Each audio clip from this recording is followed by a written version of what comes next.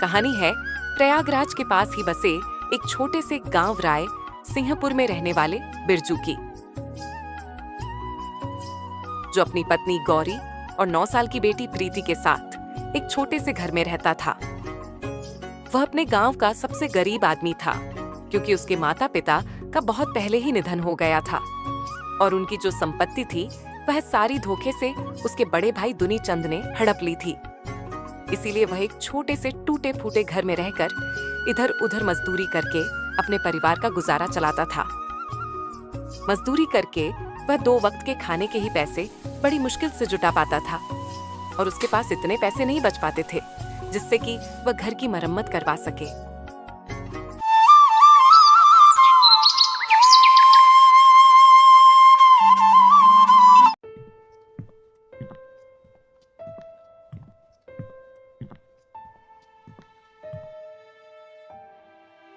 अरे ओ फटेहाल, तू फिर पानी लेने आ गई।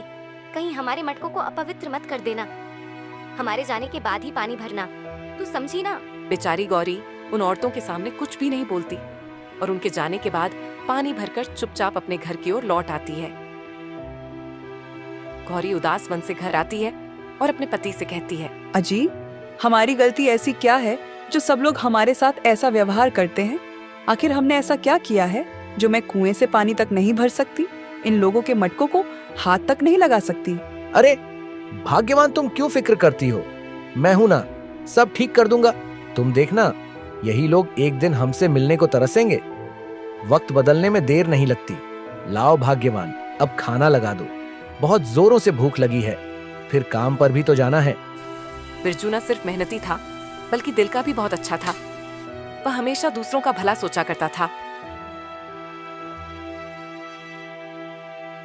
ठीक है भाग्यवान, अब मैं काम पर चलता हूँ। तुम अपना और बेटी का ध्यान रखना। जी, आप भी अपना ध्यान रखिएगा और समय पर घर आ जाना। इतना कहकर बिरजू काम के लिए चला जाता है। क्या बात है बिरजू, आज काहे इतना लेट आ रहा है तू? मालिक, वो अब ज्यादा वो मत कर, चुपचाप जाकर काम पर लग जा। दोबारा ऐसे देरी से आया तो काम से छुट्टी कर दूंगा, समझा ना? ठीक है मालिक। इतना कहकर बिरजू चुपचाप काम पर लग जाता है।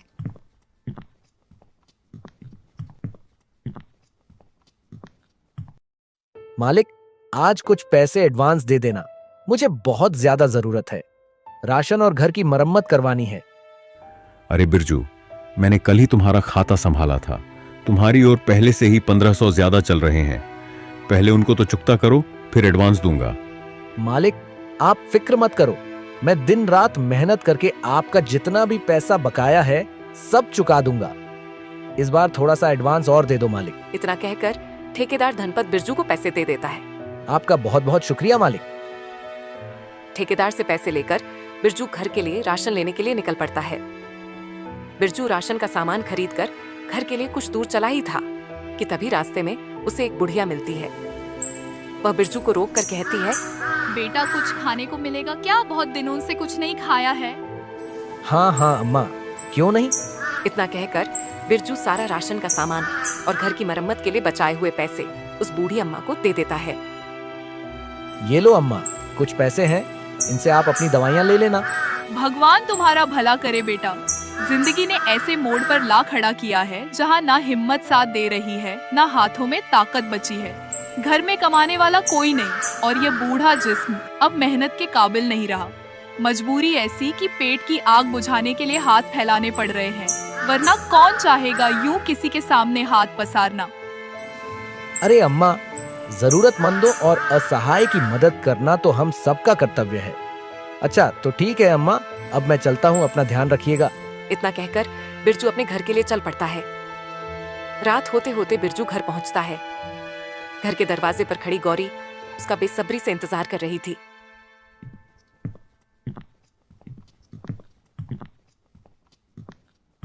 अजी, आज तो बहुत देर कर दी आने में।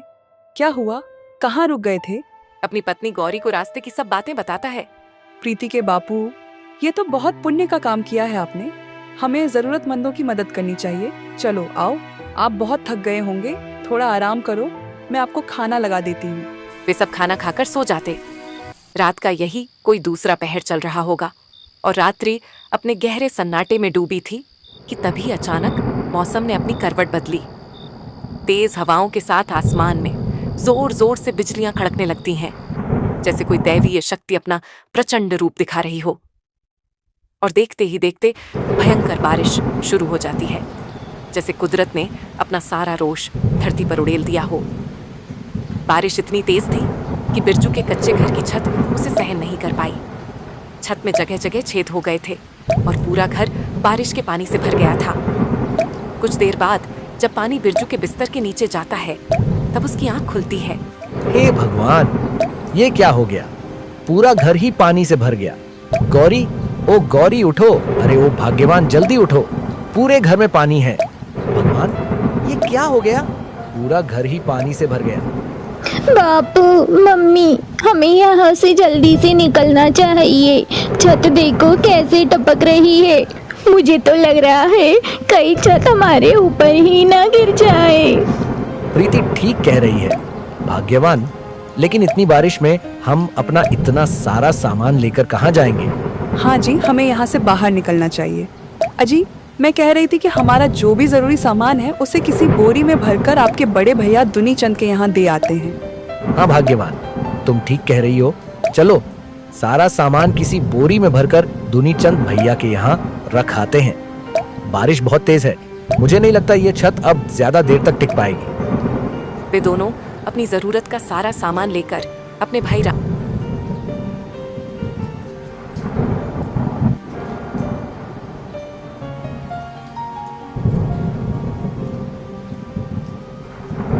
वे उस भयंकर बारिश में जैसे तैसे करके रामचंद के घर तक पहुंच जाते हैं और उसके घर का दरवाजा खटखटाते हैं। रायचंद भैया और रामचंद भैया, दरवाजा खोलो। अरे बिरजू, तू और इतनी रात में क्यों इतना जोर जोर से दरवाजा बजा रहा है? तोड़कर ही मानेगा क्या? अरे भैया, आपको तो मेरे घर का हाल पता ही है। छत जगह जगह से टूट चुकी है, जरूरत का सामान भीग ना जाए इसीलिए यह आपके पास रखने आया हूँ। और हो सके तो रात हमें अपने घर में ठहर जाने दो, आपकी बड़ी मेहरबानी होगी। तुम्हारा सामान और मेरे घर में? नहीं नहीं नहीं, मैं तुझ जैसे फटीचर को अपने घर में ओहरगिज आलज नहीं रख सकता। जाओ जाओ, कोई और ठिकाना देखो। बेचारा बिरजू इसी तरह कई घरों के दरवाजे खटखटा आता है, लेकिन किसी ने भी उसकी मदद नहीं की। आखिरकार वह थक हार के अपनी बेटी और पत्नी के साथ अपने घर के सामने वाले पेड़ के नीचे बैठकर बारिश के थमने का इंतजार करता है। ये कैसी परीक्षा ले रहे हो ऊपर वाले? देख रही हो भाग्यवान, हमारे अपने भी इस मुश्किल घड़ी में हमारा साथ नहीं दे रहे। अजी, आप चिंता मत कीजिए, समय हमेशा एक जैसा नहीं रहता, कभी हमारा भी अच्छा समय आएगा। बस आप धैर्य बनाए रखें।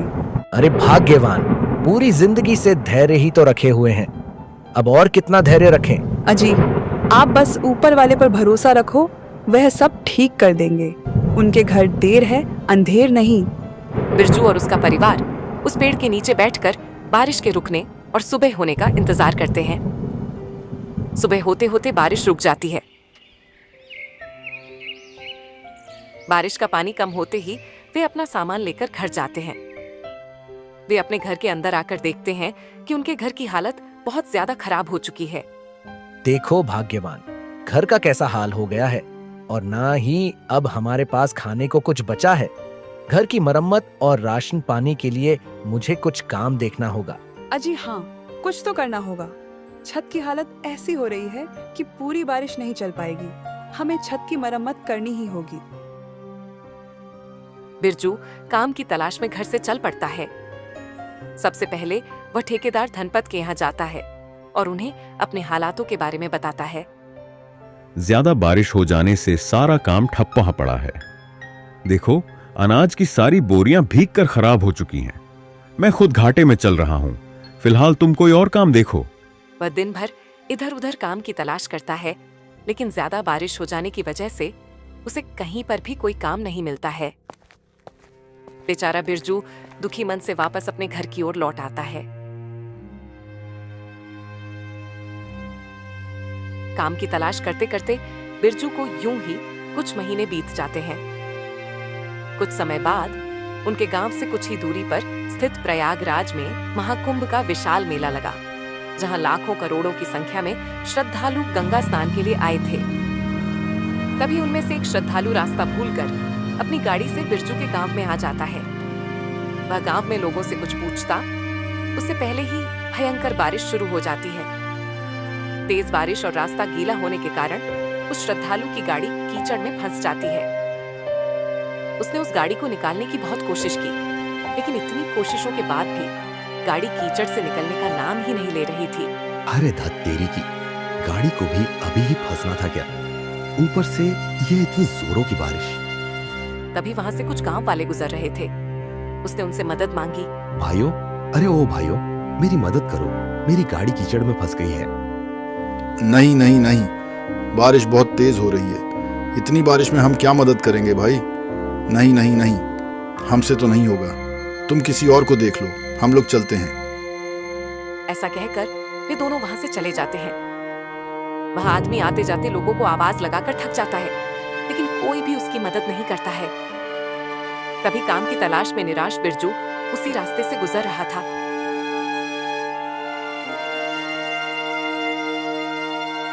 उसने देखा कि एक गाड़ी कीचड़ में फंसी है और एक आदमी मदद के लिए पुकार रहा है। ये देखकर वह उस आदमी के पास जाता और कहता है, क्या हुआ साहब, मैं आपकी गाड़ी निकालने में कुछ मदद कर सकता हूँ क्या? हाँ भाई, मैं कब से मदद के लिए पुकार रहा हूँ, लेकिन कोई तैयार ही नहीं। ऊपर से ये भारी बारिश परेशानी बढ़ा रही है। अच्छा ठीक है साहब, आप गाड़ी में बैठो और मैं पीछे से धक्का लगाता हूँ। तुम्हारा बहुत बहुत शुक्रिया भाई।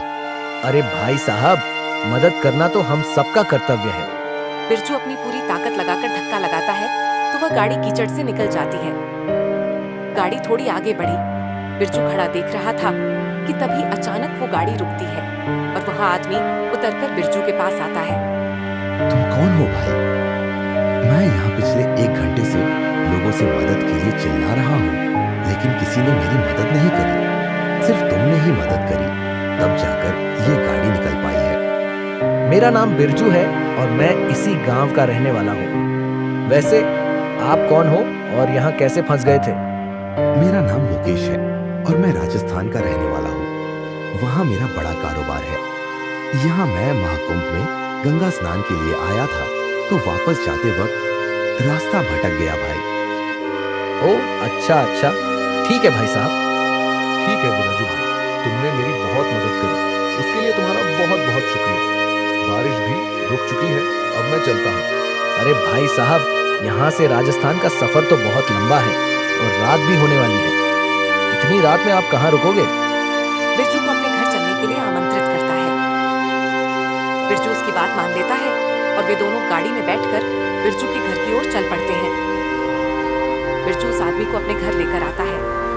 बिरजू की पत्नी गौरी उनका स्वागत करती है। वह आदमी चारों ओर नजर दौड़ाकर देखता है तो वह बहुत उदास हो जाता है, क्योंकि बिरजू का घर पुराना, मिट्टी से बना और टूटा फूटा था, जिसकी छत भी लगभग टूट ही चुकी थी। वैसे तुम काम क्या करते हो? अरे क्या बताऊं साहब, कब से काम की तलाश में भटक रहा हूं मगर कहीं मिलता ही नहीं है। जैसे तैसे मजदूरी करता था, लेकिन बारिश ने वह भी छीन लिया। बिरजू उस आदमी को सारी कहानी सुनाता है। अरे भाई, ये तो तुम्हारे साथ बहुत गलत हुआ। तुम्हारे बड़े भाई ने तुम्हारे साथ ठीक नहीं किया, लेकिन तुम फिक्र मत करो, सब ठीक हो जाएगा।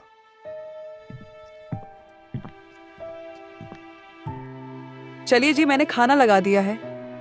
वे सब लोग खाना खाते हैं और रात होते ही सो जाते हैं।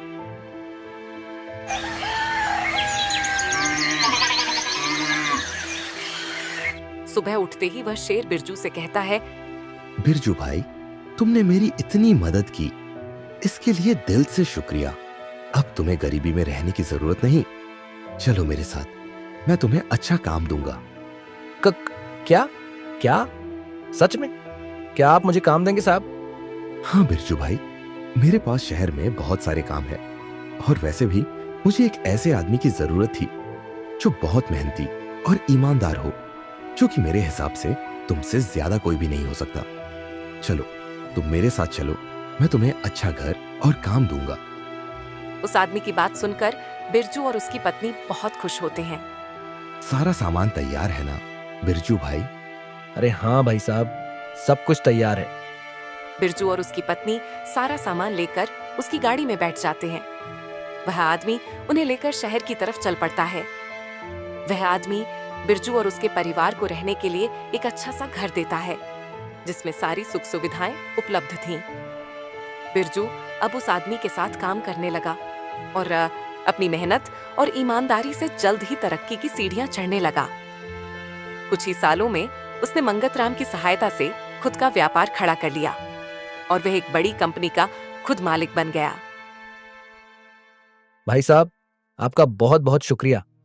अगर आप उस दिन मुझे अपने साथ यहाँ नहीं लेकर आते तो पता नहीं आज मेरी जिंदगी कैसी होती।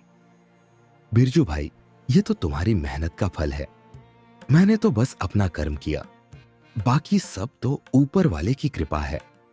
अगले ही दिन बिरजू अपनी चमचमाती कार लेकर अपने गांव पहुंच जाता है।